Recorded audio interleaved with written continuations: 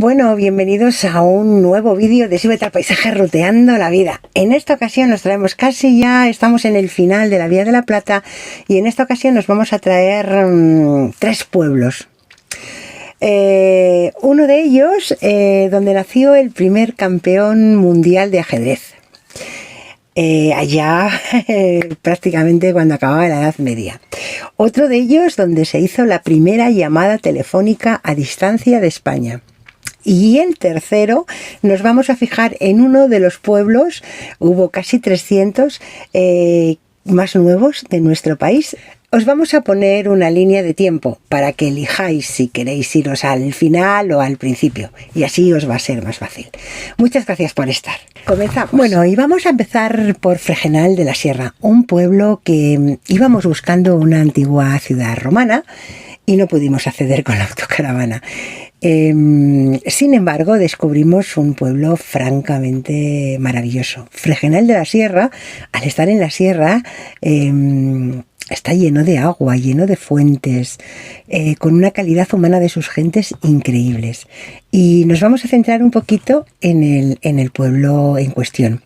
Es un pueblo además que ha dado muchos navegantes, tiene área de autocaravanas. El área está junto a la estación de autobuses y comparte lugar con un estacionamiento de camiones. Tener cuidado con el tema de los camiones, porque a veces algunos de los camioneros se enfadan un poco porque piensan que les estamos ocupando su sitio. Este pueblo en tiempo de los fenicios se llamó Acinizio. Es que me lo he apuntado para no equivocarme. Y la población romana que íbamos buscando era Concordia Julia y no pudimos acceder con la autocaravana. Nos dijeron en la oficina de turismo que estaba muy complicado.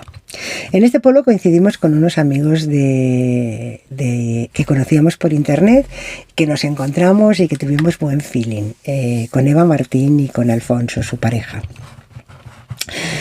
En este pueblo existe una historia un poco amarga.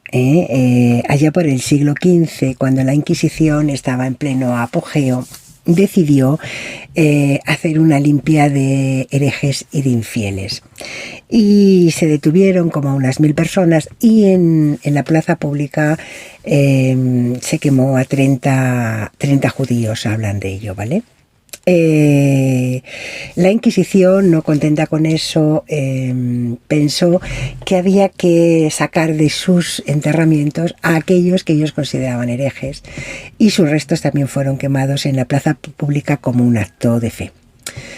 La que se llama Casa de la Sangre, que fue la casa de la Inquisición, todavía sigue en el pueblo. Muchos de esos archivos, de esos documentos, se conservan en el Archivo Histórico Nacional de Madrid. Y es curioso porque en la oficina de turismo nos llegó a decir un chaval que andaba por allí que era todo una invención lo de la Casa de la Sangre. En fin, cosas. A los herejes y que se quemaron, indudablemente a los judíos conversos también, que algunos fueron quemados, fueron llevados hacia su ejecución con el San Benito. El San Benito era una especie de ropaje que se ponía de señalamiento y que en principio llevaron los primeros cristianos cuando hacían penitencias públicas, ¿vale? De ahí que, bueno, se sigue hablando de San Benito cuando alguien lleva alguna prenda que le señala, ¿vale? Y nos vamos a encontrar dentro de Fregenal de la Sierra, en su parte más alta, con un castillo templario del siglo XIII. Bueno, no pasaría nada por esa zona de Extremadura. Hay muchísimos castillos, aunque un día hablaremos de Jaén, que es la parte de España la parte de España y de Europa, y por tanto del mundo, con más castillos. Pero en este caso, en Extremadura, diremos que hay muchos castillos y que el de Fregenal de la Sierra, de origen templario, tiene una curiosidad sobre todas ellas. Y es que desde el 1781, fecha en la que comenzó la construcción, hasta 1795, fecha en la que se acabó, se puede disfrutar de una plaza de toros dentro de su plaza de armas. Curioso, ¿verdad? Bueno, os voy a dejar unas imágenes, ¿vale? Dentro del propio castillo están los accesos a la plaza de toros. También nos llamará la atención que de las 7 torres que tenía el castillo, una de ellas, la más alta, la más poderosa, la más bonita, la torre del homenaje, se utilizó como torre para poner el campanario. Adosada a la iglesia, adosada al castillo, está la iglesia de Santa María. Y ya en el siglo XX, parte de los patios y de las zonas del castillo, de la planta baja, se utilizaron para hacer un mercado de abastos en redondo, cuyos puestos dan todos a una placita central. Bueno, es una curiosidad increíble de mercado de abastos y con unos productos de la tierra increíbles. Yo os lo recomiendo, os recomiendo eso, recomiendo desayunar en algunas de sus churrerías, tomaros un dulce y su comida típica, que tienen mucha, ¿vale? Os aconsejo que busquéis también la que llaman la fontanilla del siglo XVI. Esta es la Virgen de las Aguas. Pedazo fuente, ¿eh? Pedazo fuente. Con 2 pisos.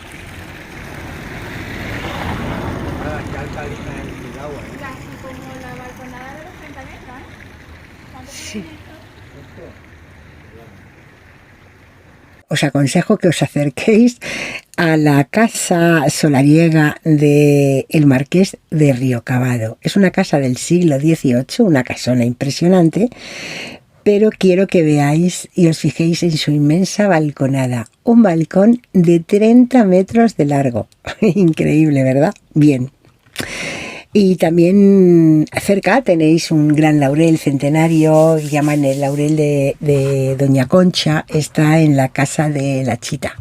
Hay muchos árboles centenarios en Fregenal, pero muchos están en propiedades privadas y no se pueden visitar, ¿vale? Y ahora sí, nos vamos a la curiosidad más importante que nos va a dar Fregenal de la Sierra en su visita. Y es que Fregenal de la Sierra fue el lugar de donde se hizo la primera línea a distancia de España, ¿vale? Fue la más larga del mundo en su tiempo, una hazaña que es desconocida prácticamente para la mayoría. Y fue el 27 de diciembre de 1880. El teléfono descolgado en Sevilla había sido llamado desde una finca a 8 kilómetros de Fregenal de la Sierra, la finca de Las Mimbres. Era propiedad de Rodrigo Sánchez Arjona. Él ya sabía de estos inventos y había pedido a un amigo suyo que estaba en Londres que le enviara 2 de esos teléfonos de la marca Goverville, ¿vale? Esos teléfonos están ahora expuestos en la Fundación Telefónica. Y funcionan, ¿eh? Y ya puestos, conviene también decir que la primera llamada de la que se tiene noticia en territorio español no fue ni en las Islas Baleares, ni en las Canarias, ni en Ceuta, ni en Melilla, ni en la península. Fue en Cuba, entre la casa de un industrial llamado Muser y la estación de bomberos que estaba cerca de su casa, y corría el año 1877. Así que 3 años después de aquella experiencia en Cuba, tenemos la primera llamada en larga distancia desde Fregenal de la Sierra. Y bueno, nos vamos con los pueblos de colonización. Bueno, y un destino que, bueno, nos resultó interesante para traer al canal es traeros un ejemplo de los pueblos de colonización que empezaron a construirse allá por principio de los años 60. 300 pueblos en toda España, ¿vale?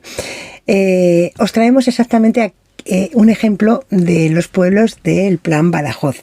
Un plan del que luego hablaremos, ¿vale? Por eso os he dicho lo de la línea del tiempo, para poderme extender más en una parte u en otra del vídeo. Y me parece interesante que hagamos un repaso a ese tipo de cosas de la historia. Nos vamos a centrar en el pueblo de La Bazana. La Bazana es un pueblo un poco escondido, no está como el resto de pueblos de colonización. Bueno, me tengo que cortar el pelo, ¿eh? ¿Qué creéis? Sí, me lo voy a cortar. Y por cierto, me caí el otro día y por eso tengo aquí... Me lo podía haber maquillado, pero bueno, tampoco, ¿no? No estaba haciendo vídeos porque estaba un poco fastidiada. Fue diseñado por el arquitecto Alejandro Sota, un arquitecto que en 1973 fue premio de arquitectura nacional, ¿vale? El pueblo se inauguró en el 1956 y los primeros colonos en llegar fueron 50, ¿vale? Recogieron sus llaves en lo que sería su nuevo hogar, que ahora mismo es una pedanía de Jerez de los Caballeros, ¿vale? Sus calles tienen nombres como Perú, en fin, y sus plazas, 5 en concreto, tienen nombres como la de México, la de España, la Conquista, la Florida, el Pacífico, y son unas plazas singulares con 5 fuentes diferentes. Tiene hasta plaza de toros, tiene edificios comunes, tiene la iglesia, tiene escuelas, y tiene sobre todo la Bazana, que quizás por eso es interesante que lo apuntéis como un destino, sobre todo en Navidades. Tiene una asociación que se llama la Asociación Cultural El Labrador, que en Navidades hace un Belén viviente en el que participan unas 250, 300 personas, haciendo de ese acto un auténtico espectáculo que ya lleva años. De hecho, en el pueblo hay construcciones que se han realizado para formar parte de ese Belén. Lo que va a ser un molino de viento, un puente que pasa por un arroyo, en fin, si estuviéramos en Sayago diríamos un caseto para los pastores, en fin. Yo os recomiendo que lo visitéis. Y la hoja va aquí, la tengo quitada por... que una hoja... va una hoja vertical. Va una hoja vertical, entonces esto... Sí. Madre mía. Sí. Esto es... El pedal, el pedal...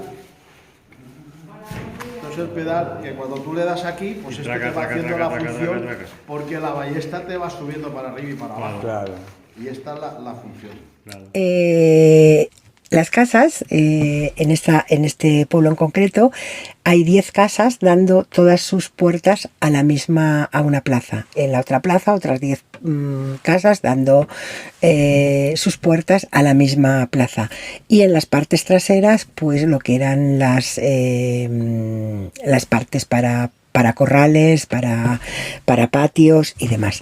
Y ahora sí, vamos a hacer un poquito de historia de los pueblos de colonización, porque me parece importante e interesante para que además los veáis con otra... Y seguramente que habéis pasado por alguno y no habéis caído que era un pueblo de reciente creación, porque a mí me ha pasado. Luego cuando he paseado varios y he visto tanta homogeneidad y tanta simetría y tal, he dicho...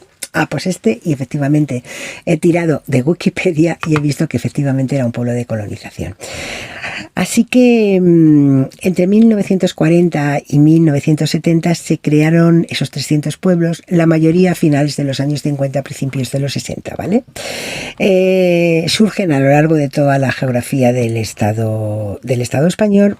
Y fue un plan que tuvo sus raíces en la segunda mitad del siglo XIX con el Plan Gasset. Durante la Segunda República ese plan es revisado, se llama Plan Nacional de Obras Hidráulicas. Y ya en el 1952 es cuando, por ejemplo, aquí en Extremadura se crea el Plan Badajoz, con el desarrollo de embalses, de pantanos y de convertir las tierras de secano en tierras de regadío intensivo a través de canales y demás, ¿no?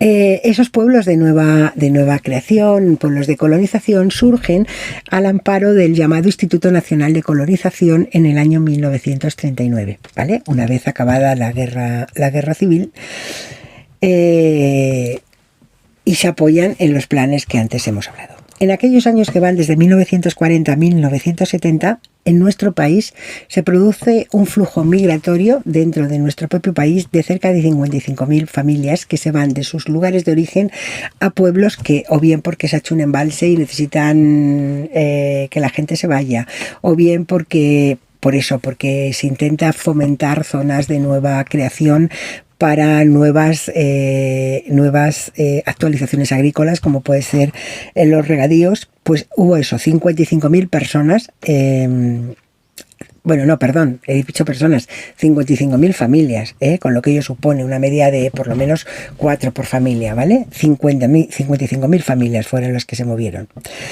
Tras la petición de querer participar y ser uno de estos colonos que iba a estas casas, tenías que presentar el pertinente permiso de certificado de penales, que era un requisito imprescindible.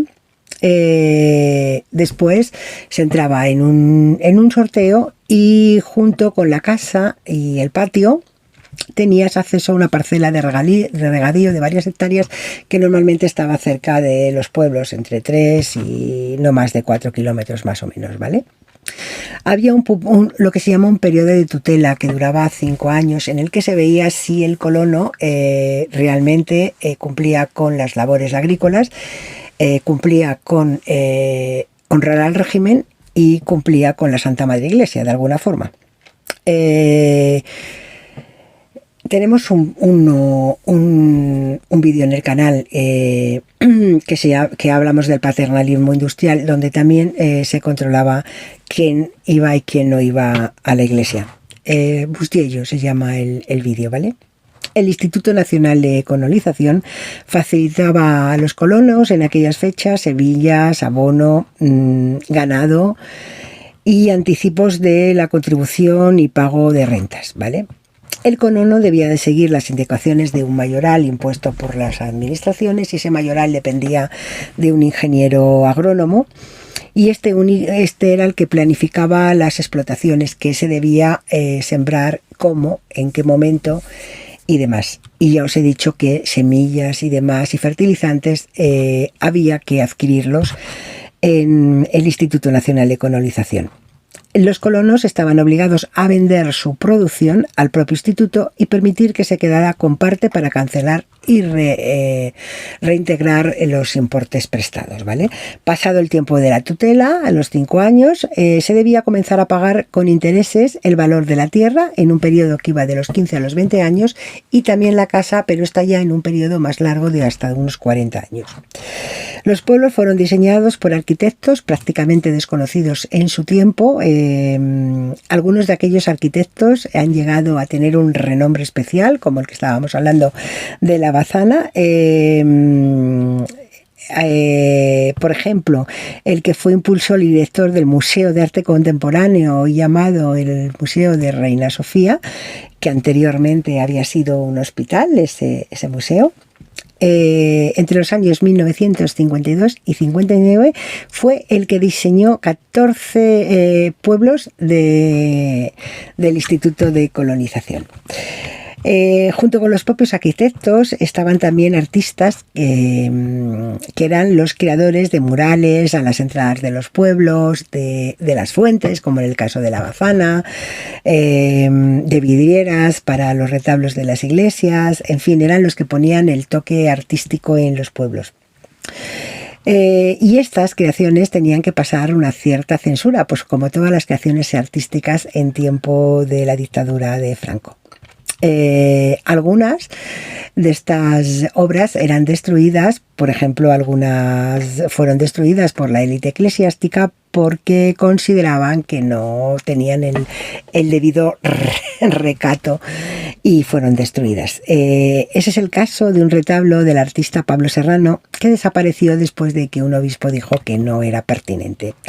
De esta censura hablaba Enriqueta Antolín en la creación llamada Artistas infiltrados, rojos ateos y abstractos en los pueblos de Franco. Tenéis la curiosidad de ir a verlo, aunque también haré un artículo para la página web de subetealpaisaje.com y ahí también lo pondré. Os voy a decir 2 pueblos, los tengo aquí apuntados, para que os los apuntéis como posibles lugares de visita. Vegaviana, en Cáceres, y Cañada de Agra, construido en la provincia de Albacete. Son de los pueblos más premiados. Así que espero que os haya gustado la Bazana y esta pequeña introducción a los pueblos que a mí me gusta llamar de colonización y que otros llamaron los pueblos. Bueno, y Zafra, a la que algunos llaman la Sevilla Chica.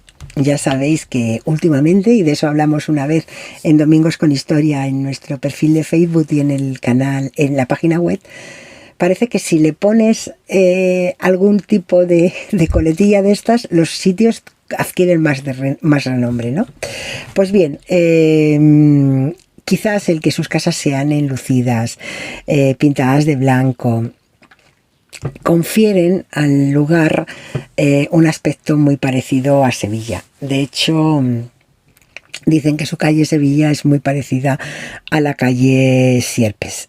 Esta ciudad pacense está situada en la Vía de la Plata, entre Mérida y la propia Sevilla. Los duques de Feria han tenido a lo largo de su historia muchísima importancia. Por ejemplo, ellos edificaron el convento de Santa Clara con intención de que fuera el panteón familiar. Un convento que, si lo visitáis, viven monjas clarisas de clausura. Se pueden comprar algunas de sus especialidades artesanales, pero si lo visitáis podréis observar que el suelo, por ejemplo, que se va a pisar es el originario del siglo XV, ¿vale? El alcázar de Zafra, también de los duques de Feria, ahora mismo está reconvertido en parador nacional, y si entráis podréis admirar su maravilloso artesonado. El trabajo en madera y en tonos dorados de esa madera policromada es que es de una belleza, así que yo os aconsejo que paséis, como a cualquier parador, a tomaros algo, ¿vale? Y no podéis dejar de visitar la Plaza Chica. ¡Ay, cómo me gustó la Plaza Chica! La Plaza Chica, que no llega a los 1000 metros, me parece que son 900 metros cuadrados, cuenta con 27 soportales. Están apoyados en columnas de mármol y algunas de granito, con distintos capiteles, ¿vale? Dos de esas columnas son de origen romano, probablemente de alguna de las ciudades romanas que rodean a Zafra. Justo en una de sus esquinas, en el llamado Arquillo del Pan, vais a encontrar la vara de medir que utilizaban los comerciantes en la Edad Media, una vara que tenía oficialidad para que todo fuera medido con esa vara. Existían en muchos lugares, han ido desapareciendo, y en otros se conservan. Mide exactamente, lo tengo apuntado, 83,53 centímetros, y se distinguen 5 marcas que corresponden a las distintas medidas que se utilizaban en el argot de aquellos tiempos de comercio de la Edad Media. El palmo, la cuarta, el pie, la braza y el codo. Bien, por el arquillo del Pan pasaréis a lo que se llama la Plaza Grande. Y porque hubo un momento en que ya la Plaza Chica quedó un tanto pequeña para el comercio importante que tenía Zafra, que era muy, muy, muy, muy importante en aquella época. Y lo primero que nos vamos a encontrar entrando por el arquillo de la Pan son 6 palmeras, y están ocupando el espacio de una antigua iglesia, la de la Candelaria. Junto a ella hay una fuente que ha sido trasladada del lugar y ahora está situada junto a las palmeras, ¿vale? Tiene 72 soportales esta plaza grande, y ahí ya dan 5 calles, o sea que es una plaza con mucha relevancia, y es el centro neurálgico de Zafra, porque ahí hay restaurantes, hoteles, bares, es un sitio de encuentro. Y cuando se hizo la Plaza Grande, además se necesitó ampliar, y entonces se derribó la iglesia de Santa María, que ocupaba un lugar importante en esta plaza Grande. Entre los siglos XVIII y XIX, esta plaza se reconvertía en foso taurino, y sus balcones eran los palcos de del foso durante el tiempo que duraba la corrida, ¿vale? Esta ciudad, que estuvo amurallada desde el siglo XV, conserva tan solo 3 de sus puertas, la del Palacio, la del Acebuche y la de Jerez. Y os invito también a visitar sus antiguos hospitales, como por ejemplo el Hospital de Santiago, que tiene una portalada del siglo XV increíble. La casa de Algiez, que conserva una fachada mudéjar tremenda. La oficina de turismo la tenéis en la que llaman la Plaza de España, relativamente cerca del área de autocaravanas de Zafra, de la que ahora hablaremos. Y como dato curioso, deciros que, porque claro, siempre me gusta meter algo de historia, que en el 1540 dicen que nació al que muchos llaman el primer campeón del mundo de ajedrez. Él escribió en 1561 el libro de la invención liberal y arte del juego del ajedrez. Ese fue el título de su libro. El que sería el primer libro de ajedrez. Eso sí, si no fue el primer campeón, el primer libro seguro que lo escribió él. Y él dio nombre a la llamada Apertura Española, para la que os gusta el ajedrez. Apertura que también llaman de Ruy López. Así que lo podéis admirar, este ajedrez, en el convento de Santa Clara, del que hemos hablado al principio de hablar de Zafra.